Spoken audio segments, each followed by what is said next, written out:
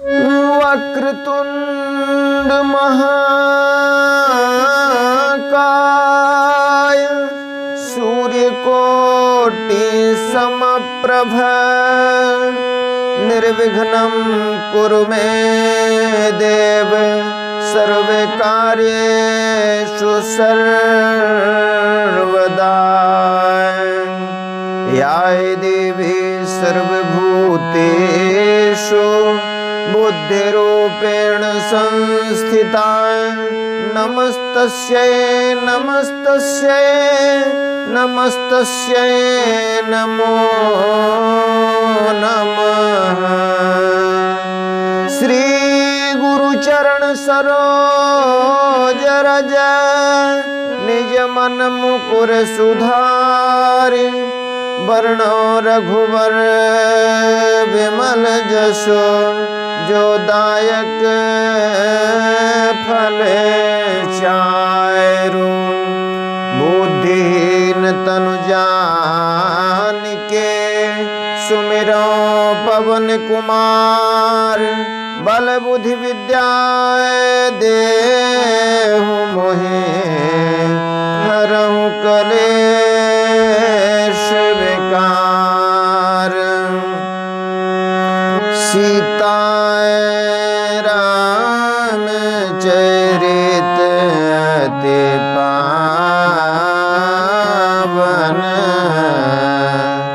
मधुर सरस अति मन भावन। पुनि पुनि कहते नेहु सुने सुनाए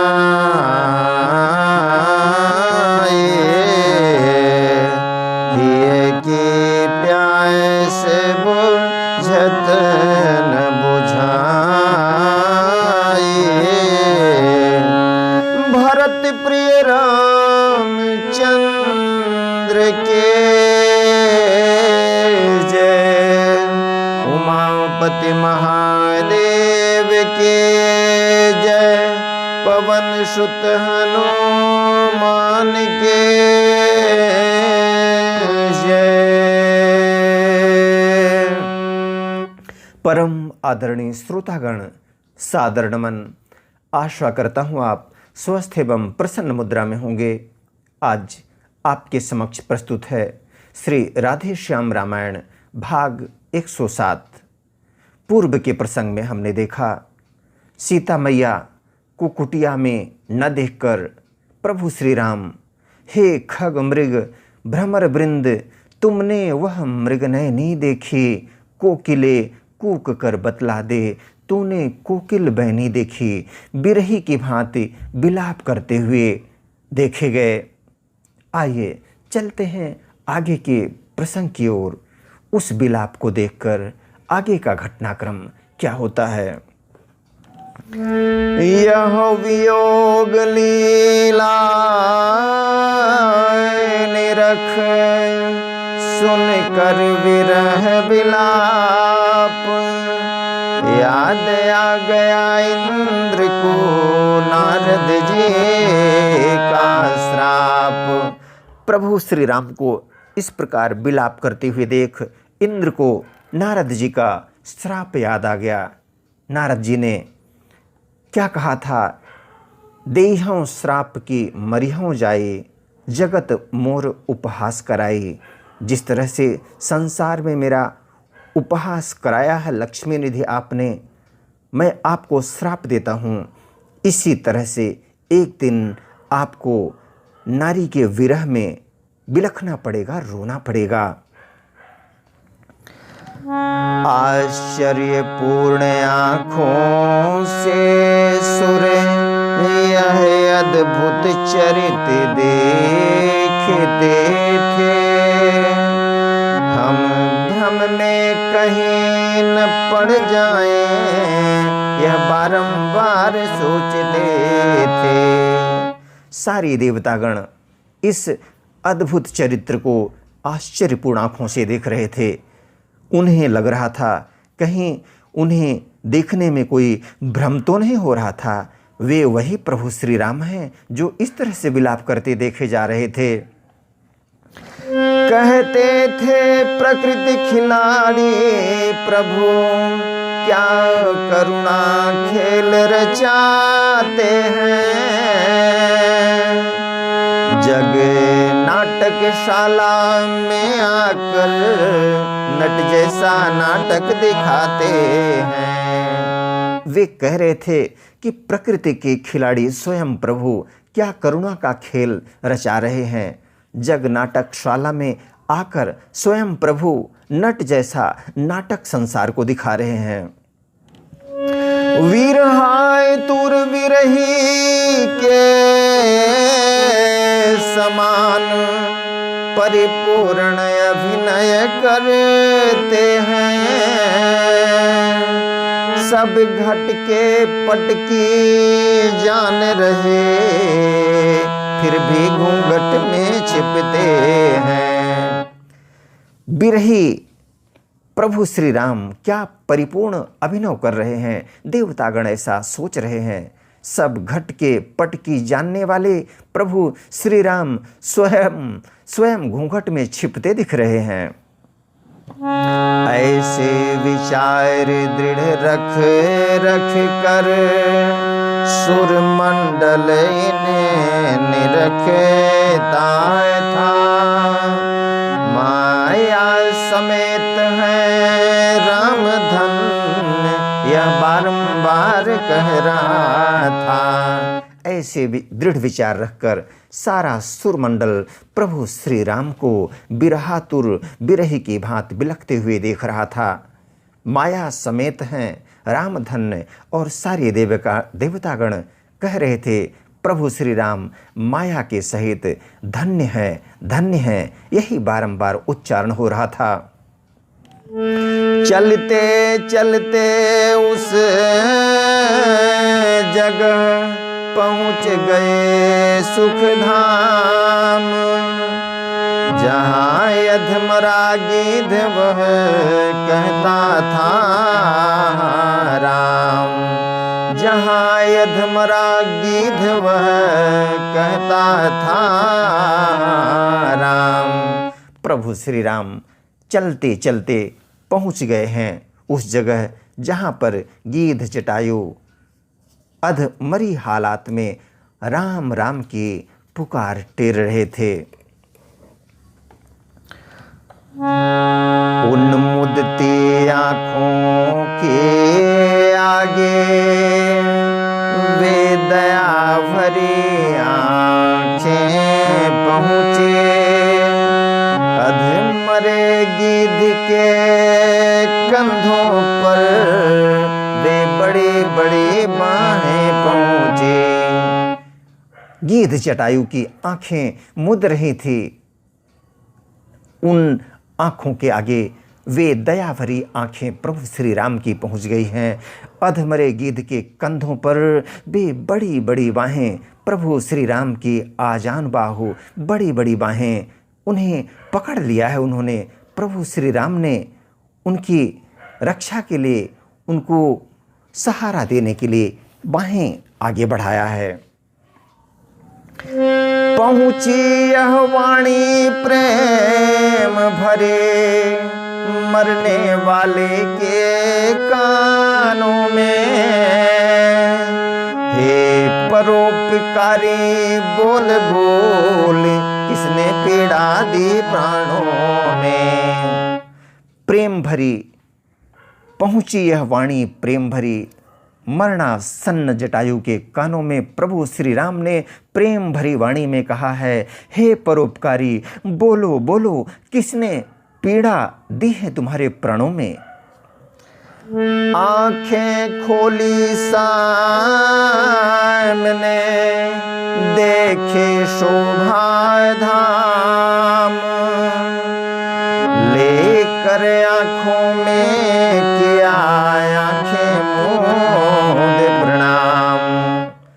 जब गिद्ध जटायु ने आंखें खोली है तो देखा कि शोभा धाम सामने थे।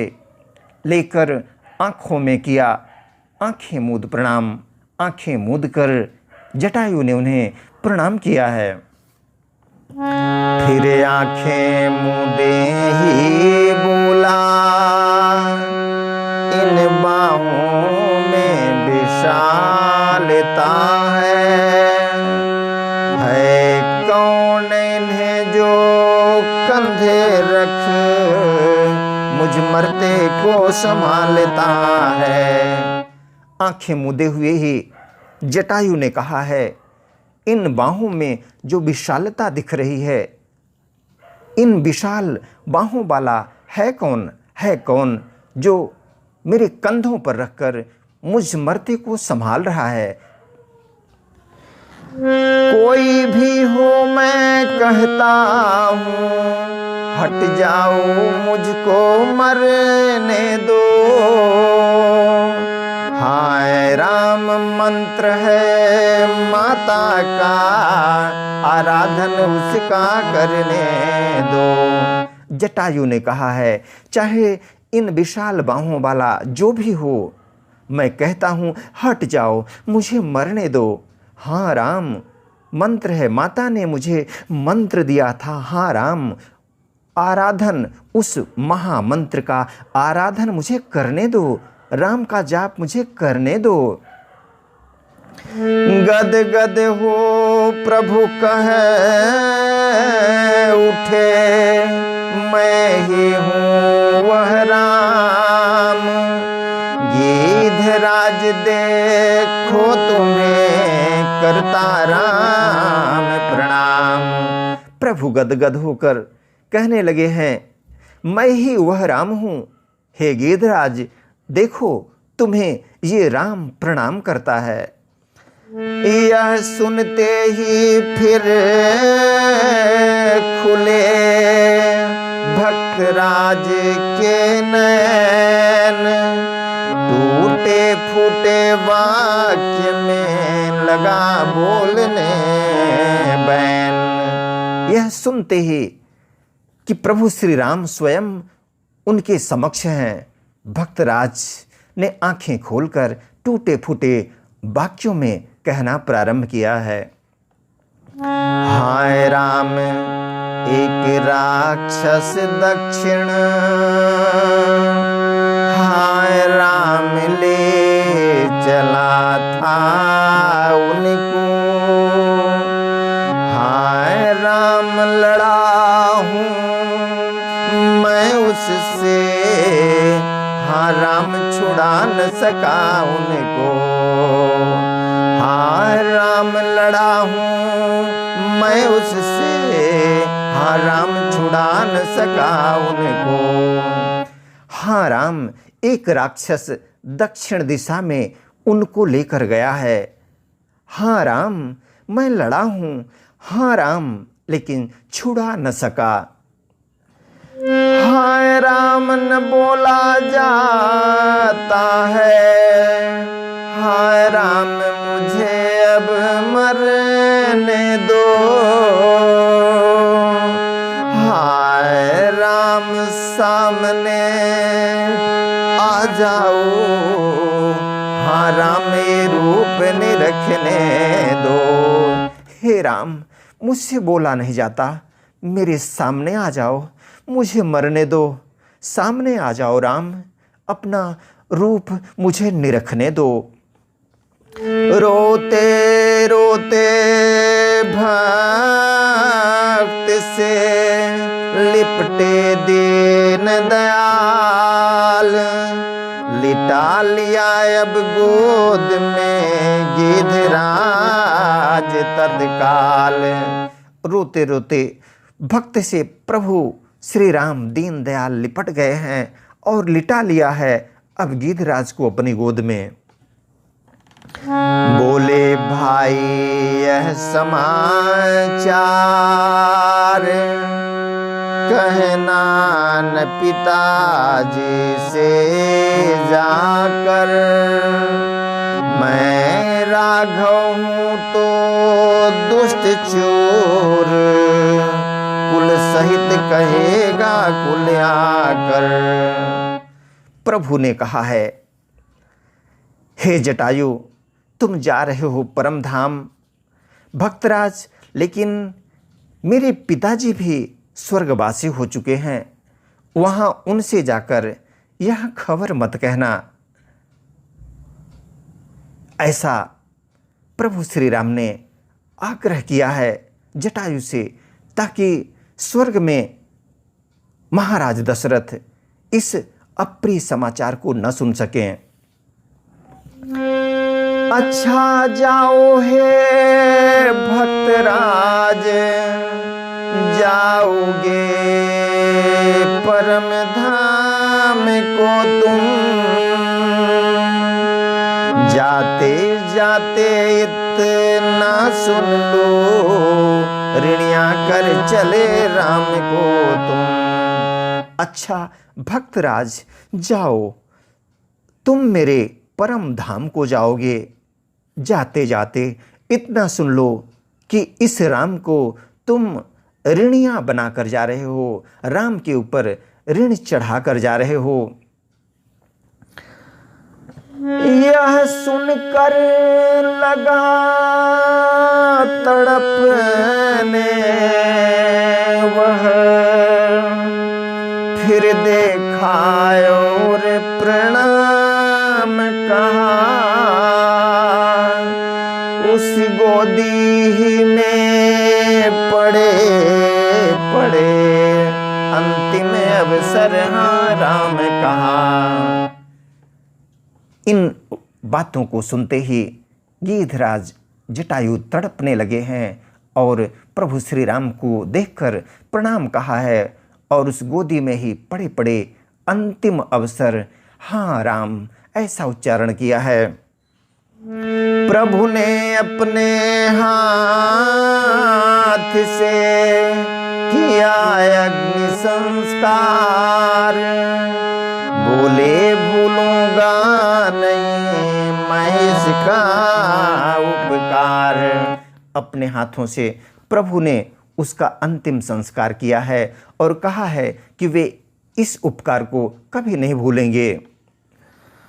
जो मायापति से मिलता है उसकी मति ऐसी होती है, देखिए परोपकारियों की अंतिम गति ऐसी होती है। जो मायापति से मिलता है उसकी मति ऐसी ही होती है, देखिए परोपकारियों की अंतिम गति कैसी हुई। जाओ जटायु पर याद रहे, इतने ऊंचे पद पर हो तुम, जब तक कवियों का है समाज, तब तक बस अजर अमर हो तुम। जाओ जटायु पर याद रहे, तुम इतने ऊंचे पद पर हो भक्तराज कि जब तक कवियों का समाज आबाद है तब तक तुम अजर अमर हो। गीधराज के गुणों का करते हुए बखान, पहुँचे भिलनी के यहाँ करुणा निधे भगवान। इस प्रकार से गीधराज के गुणों का गान करते हुए प्रभु श्री राम करुणा निधाम भिलनी के यहाँ पहुँच गए हैं।